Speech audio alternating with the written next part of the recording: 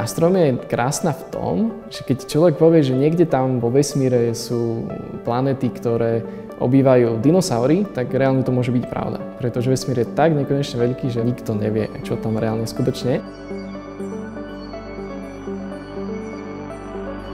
Mám také prednášky, ktoré som si pripravil ja, prezentácie, s ktorými chodím aj po základných školách okolitých. A cieľom týchto prednášok je žiaka ohúriť, ukázať mu, aký je vesmír nádherný, aké zázraky tam prebiehajú, čo všetko sa dá objaviť a veci, ktoré sme si mysleli, že nie sú možné, že vo vesmíre možné sú, že čas plynie rôzne tuna a rôzne plynie vo vesmíre, že vôbec vesmír vyzerá tak, ako ho vidí pozorovateľ.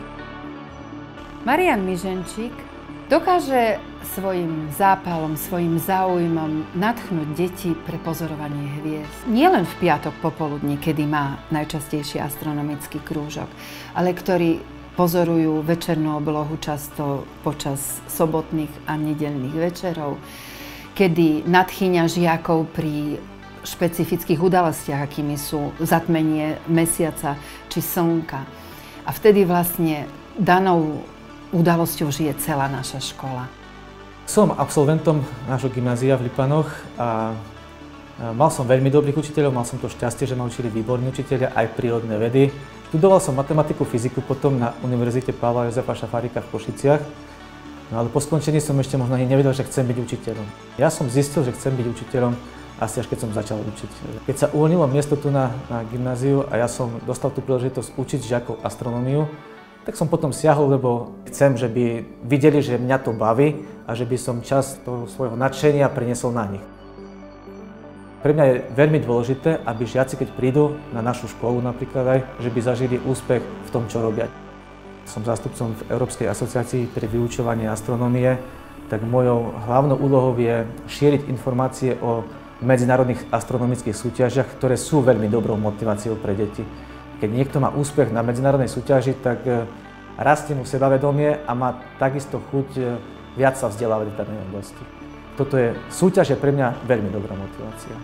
No a čo sa týka týchto úspechov, tak tam prepájanie s inými predmetmi je to znova to, že jednak matematika, fyzika, ale v rámci medzinárodných súťaží ja s nimi cvičím aj angličtinu. Veľakrát už som mala také myšlienky, že neviem, či zvládnem počítať takéto príklady na takej úrovni, ale vždy ma tak namotivovalo takým spôsobom, že aj keď to neviem, tak sa to dokážem jednoducho naučiť. Skôr on sa učí naviac kvôli tomu, že chce mi to vysvetliť. Najzaujímavejšie bolo riešiť úlohy, ktoré riešil niektorí naozaj že významní vedci. A reálne, keď človek to skrz pomoc pána profesora prišiel k tomu výsledku, že to vedel vypočítať tú úlohu, ktorú niekto vymyslel a bola naozaj veľmi komplikovaná, tak to bolo naozaj veľmi krásne. Chcela by som študovať buď astrofyziku, alebo niečo s vesmírnym inžinierstvom, raketovú vedu, alebo niečo také. Pre mňa je každý mladý človek, to je taká budúca hviezda. Keď sa hviezda rodí, ak príjme kopu materiálu, zväčší svoju hmotnosť, zohreje sa, tak vtedy sa dokáže pri tej vysokej teplote zapáliť. No a potom, keď sa zapáli taká hviezda, tak bude ožarovať okolie, bude dávať energiu aj našej Zemi. No a toto by mal robiť podľa mňa aj taký dobrý študent. Nájsť si niečo, čo ho bude baviť, nasaďte informácie z okolia čím viac, no a zapáliť sa potom pre tú danú vec, aby dokázal pomáhať ľuďom vo svojom okolí.